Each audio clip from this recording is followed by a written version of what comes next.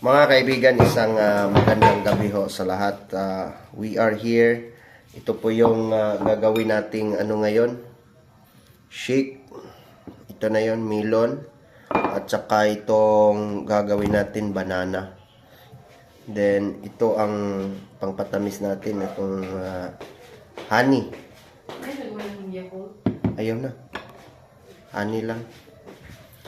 And thank you so much. We are just from Island Garden City of Samal sa Piña Plata, in which mayroong ipinapadala si Birang dito, si Ganggang, na mga isda ho. Ang dami ho mga kaibigan, yung makikita ho ninyo. Ito mga kaibigan, no? Ito lahat. Yun. Almost 5 kilos. At saka itong yung kaang thank you so much kay Inday Rakiling. So just to be continue mga kaibigan, ito po yung gagawin nating shake ngayon. Saan mo ng Prito isda. Prito kag isda. Yung shake. For the information of everybody, we don't have rice for this day, no, mga kaibigan. Nituhin natin to. Si-shake natin to mga kaibigan. I-mix natin sa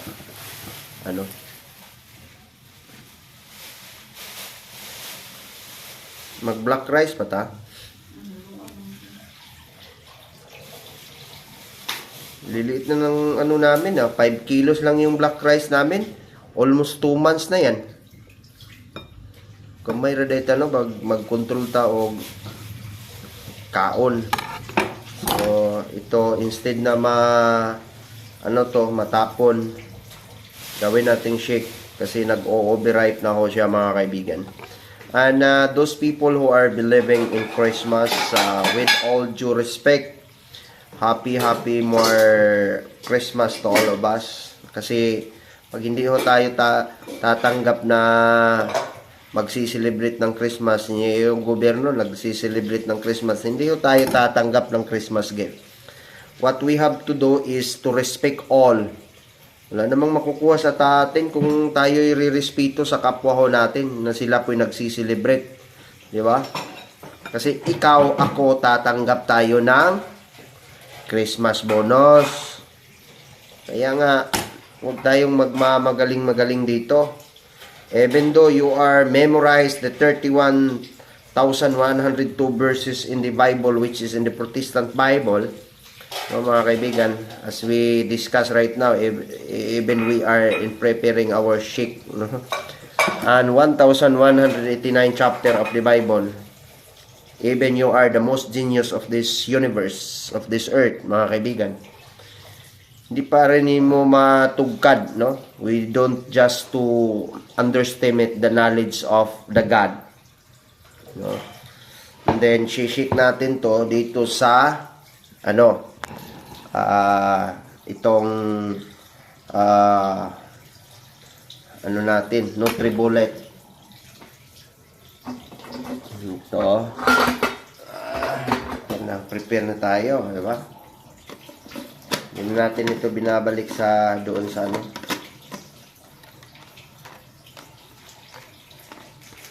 yun. Lagyan natin ng saging. Ito. Tsaka ito melon.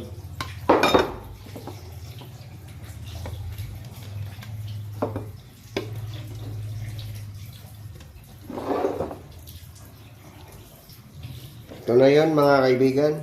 Saktong-insakto na to, no? Lagyan natin ng pangpatamis na honey. Yung honey na ganito is nasa 500.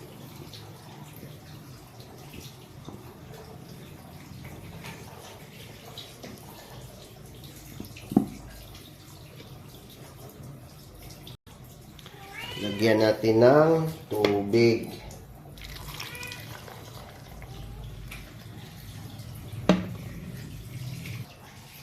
Ito na mga kaibigan. Start na natin to.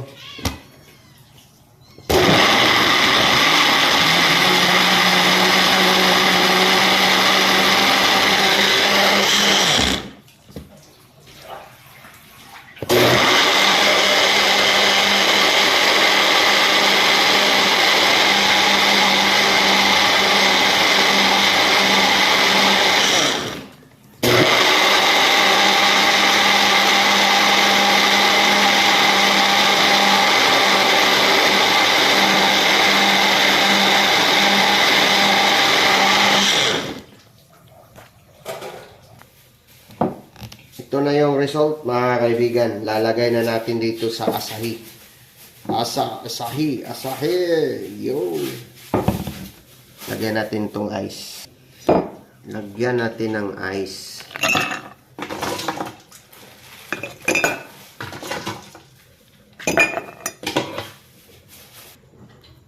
Ito na mga kaibigan. Yun.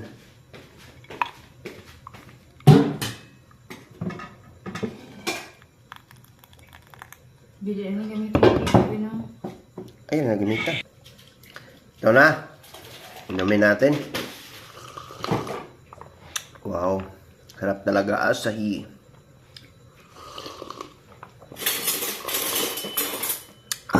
Sarap. Wow.